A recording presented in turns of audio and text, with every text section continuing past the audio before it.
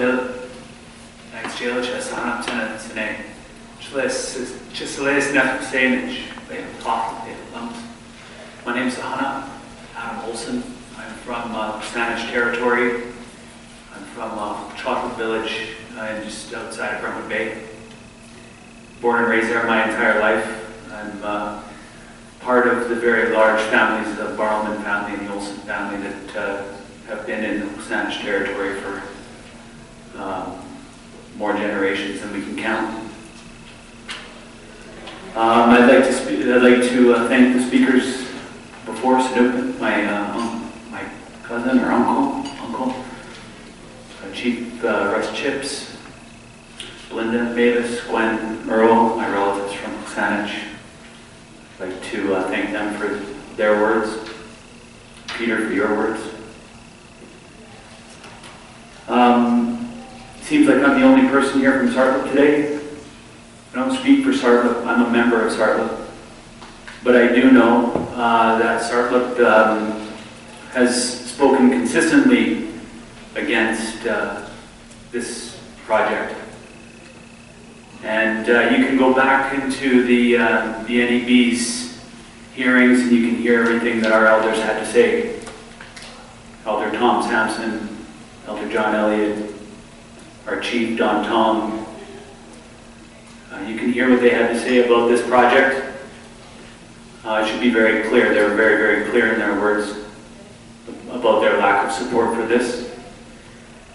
My sister Joni, who's a counselor in Tsartlip, and I were interveners, individual interveners, both accepted as interveners on 3 of the 12 issues that the National Energy Board put forward that you could apply for intervener status. We were both granted intervener status. And we both went through the process, and I can tell you, I can confirm what Peter had to say. The amount of resources, the amount of time, of effort, the amount that this has taken away from my family in order to prepare myself to be able to speak to the National Energy Board in a way that I thought that they would be hearing, not just listening, but hearing what we had to say, and then to only be completely let down by that process is disheartening. It's not just words that are being spoken, it's actually a flowing out from in here that comes out. And that takes an incredible amount of energy, and then to be ignored is very painful. I want to talk a little bit about reconciliation. There is a back and forth here about reconciliation and what does it mean? Well, I used a dictionary, and it means the restoration of friendly relations. That's what it means. So if you want to know how to get there, that's what the goal is. Reconciliation means the restoration of friendly relations.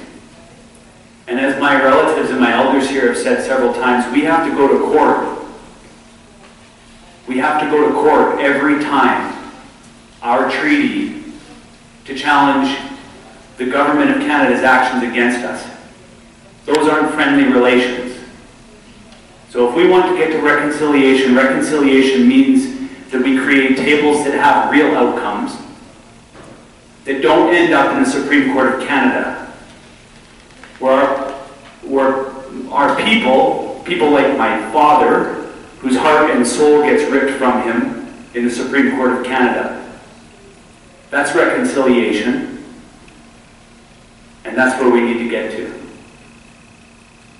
It requires, as was said by one of the panelists, Mr. Pennickett, there was demonstrated political will by the signing of treaties. Yes, sir, there was, but there was absolutely no political will in actually living to the words that were written on that paper.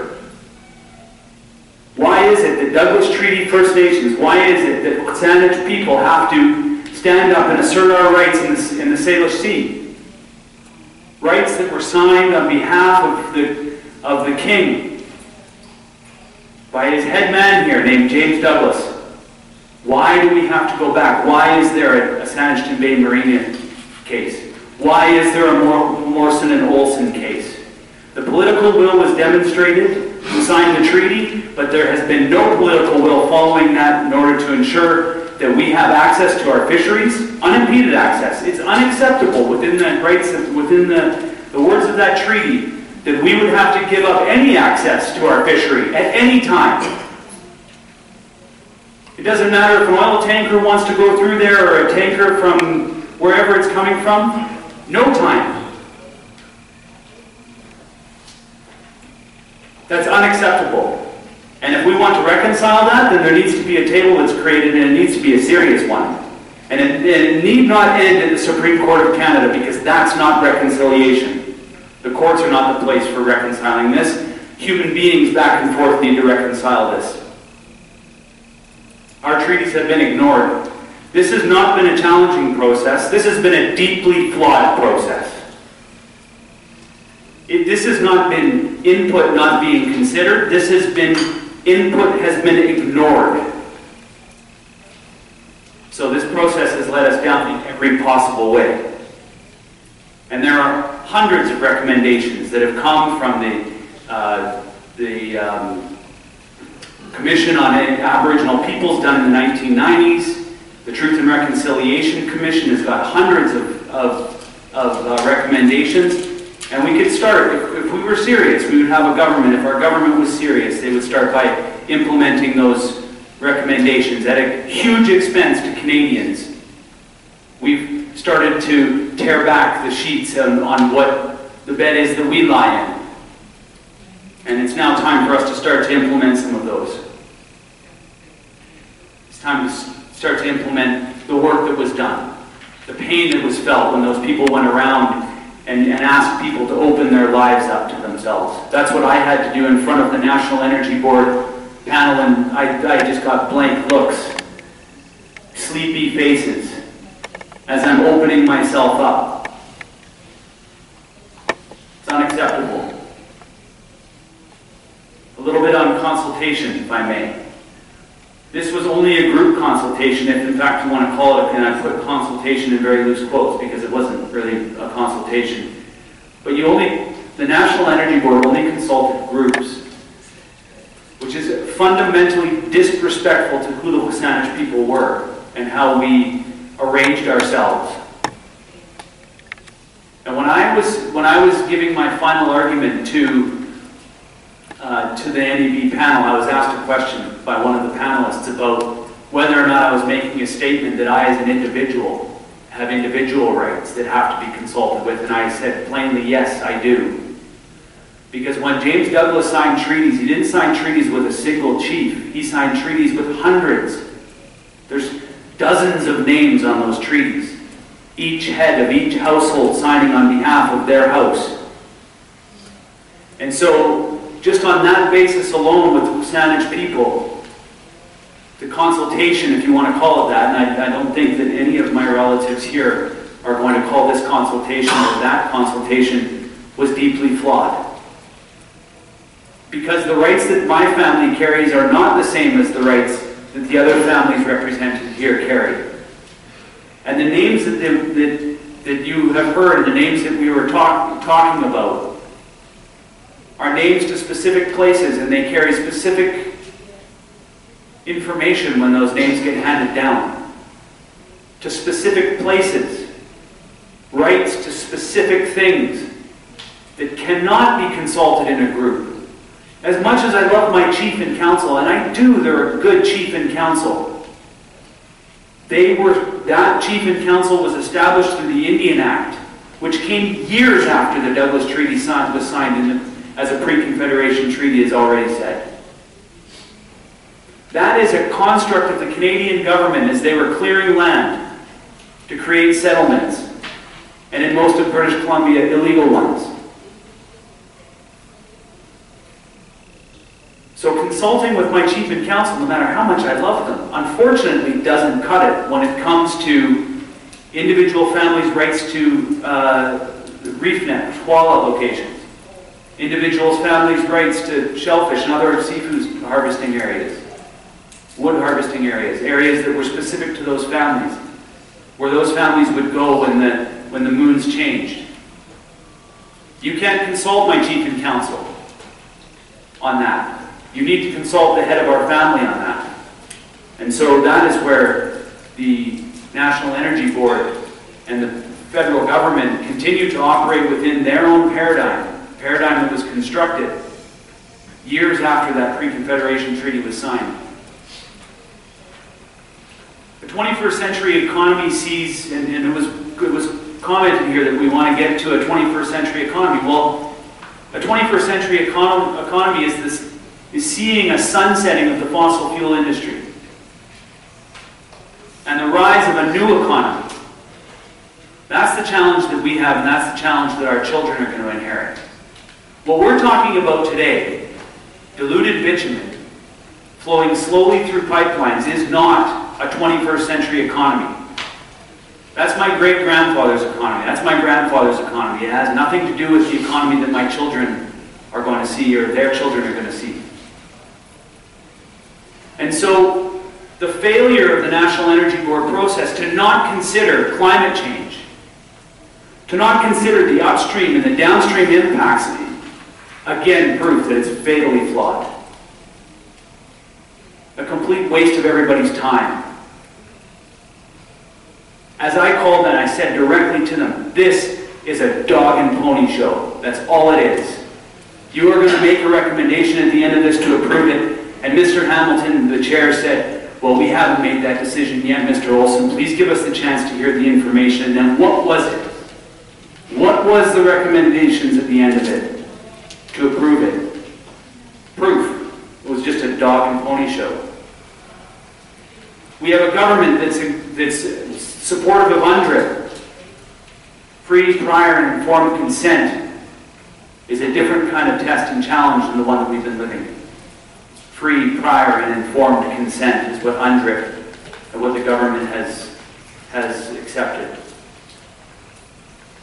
And so I'm going to take a slightly different approach. I too want to protect this territory. Hales gave us this territory to be stewards of, to protect, to be a part of. And I respect my relatives down the table who said that they were going to want to ensure that we were a part of any oil spill cleanup. And I want to make sure that there is never an oil spill here, because I want to make sure that diluted bitumen, particularly diluted bitumen, stops flowing through the Salish Sea, stops flowing through the fishing territories of the Saanich people, not just on our behalf, but on behalf of everybody that lives here. Anybody who's been to any one of those beaches would know the value of those beaches is far greater than any oil tanker could ever be. I see protection differently, and that's why I stand up. That's why I joined the National Energy Board as an intervener. Because when it's time to be stood up and accounted for, that's what we as Saanich people have been asked to be. That territory is there for us to protect, and all the living things in it that can't stand up for themselves. That's why I'm here standing up today. Just a few more things that I'd like to point out. I brought up in the National Energy Board hearing process the constitutional rights that we as Saanich people have versus corporate interests.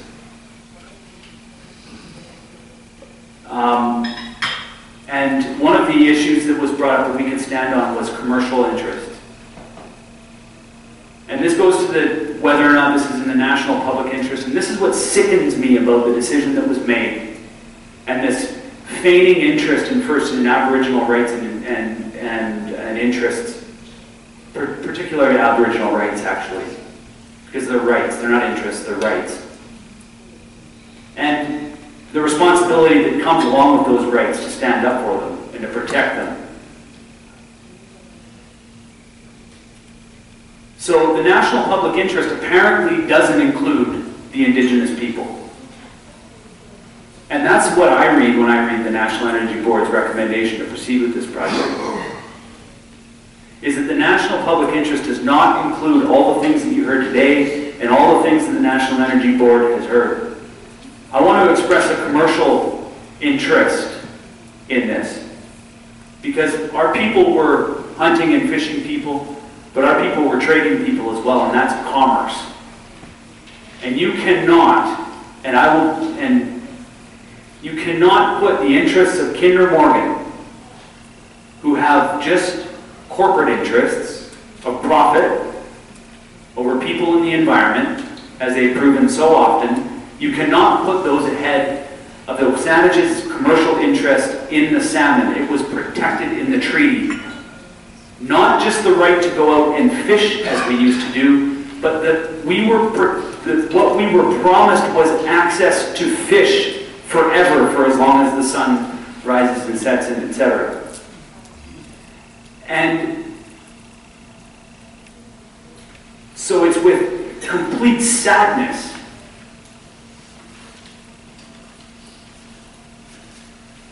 that I acknowledge we've had a closed Fraser River salmon fishery this year. As Cecilia said, our people aren't eating salmon anymore. We are saltwater people. The salmon is an important relative of ours. And so when they are no longer filling the Salish Sea like they once did, and we can no longer go out and maintain that ancient relationship that we've had, there are no words to explain that. And we heard Peter talk about cumulative impacts. We could sit here all day long and talk about the cumulative impacts that have got us to the place that we're at, where the Pacific salmon and the industry that followed that is a complete disaster based on the cumulative impact. I was a former municipal councillor, and I can tell you, I understand the cumulative impacts of building houses on top of streams, of dumping agricultural waste, whether they don't mean to do it, but putting fertilizers and putting pesticides on fields, the impact that that's had on Quannas, our own stream that goes into Saanich Inlet, where my father used to fish to feed his family. They're gone now. I can talk about all the cumulative impacts that have got us to the place that we're at right now with the salmon. And so, this is a painful process. The National Energy Board hearing was a painful process, an expensive process. Every court case that has gone before the Supreme Court is a painful process. This, another panel with no, and as we've heard the chiefs, no recommendations. Oh, it'll be a report. But when do we get teeth? At what point do we grow teeth? At what point do we have to stop? Or do we have to sit on this side of the table and explain ourselves and explain our position to another group of 3 people coming through to hear what we have to say, or perhaps just listen to what we have to say? There is maybe no mandate to actually hear what we say, and there's a strong distinction between the two of them. So, I guess in conclusion, if what we're here today is to hear about what we thought about the NEB process, it's summed up in one word for me. It's a joke. It was a joke, and it wasn't a funny one. My mom said to me, she said, "Adam, if nobody's laughing, it's not a joke." Well, nobody's laughing here. This is painful for us. This is painful for us. And anybody who was born on the Salish Sea, with the relationships that we have to that place, should know that this is completely unacceptable. Totally unacceptable. So please hear what we are saying today. Haichka.